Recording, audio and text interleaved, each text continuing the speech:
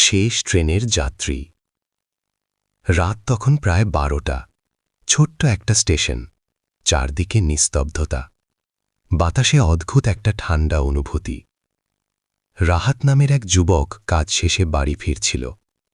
সেদিন শেষ ট্রেনটা প্রায় মিস করতে বসেছিল। কষ্ট করে দৌড়ে উঠে পড়ল ট্রেনে। অদ্ভুত ব্যাপার হল, পুরো বগিতে একজনও যাত্রী নেই। শুধু দূরে এক কোণে একটা কালো কাপড় পরা মানুষ চুপচাপ বসে আছে। রাহাত একটু অস্বস্তি অনুভব করল, তবুও সে গিয়ে সামনে একটা সিটে বসে পড়ল।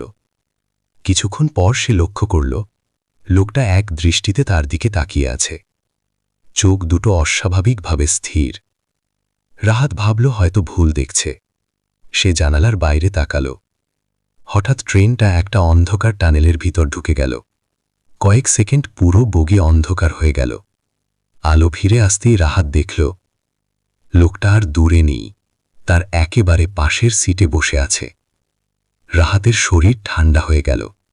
সে তো দেখেনি লোকটা উঠে আসতে। কাঁপা গলায় সে জিজ্ঞেস করল, আপনি এখানে কিভাবে এলেন? লোকটা ধীরে ধীরে মাথা তুলল, তারপর ফিসফিস করে বলল, আমি তো এখানেই ছিলাম। এরপর রাহাত খেয়াল করল একটা ভয়ঙ্কর জিনিস। লোকটার পা মাটিতে নেই, শূন্যে ভাসছে। হঠাৎ ট্রেন থেমে গেল। ভয়ে রাহাত দৌড়ে নেমে গেল স্টেশনে। পরদিন সকালে এসে স্টেশনের এক বৃদ্ধ কর্মচারীকে ঘটনাটা বলল।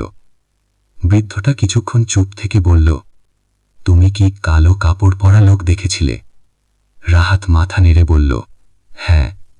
বৃদ্ধটা ধীরে বলল, 5 বছর আগে এই ট্রেনে এক লোক দুর্ঘটনায় মারা গিয়েছিল। তারপর থেকে মাঝে মধ্যে শেষ ট্রেনে তাকে দেখা যায়। রাহাতের শরীর কেঁপে উঠল, কারণ সে তখন মনে করল, ট্রেন থেকে নামার সময় সে শেষবার পিছনে তাকিয়েছিল আর দেখেছিল লোকটা এখনো তার দিকে তাকিয়ে হাসছে।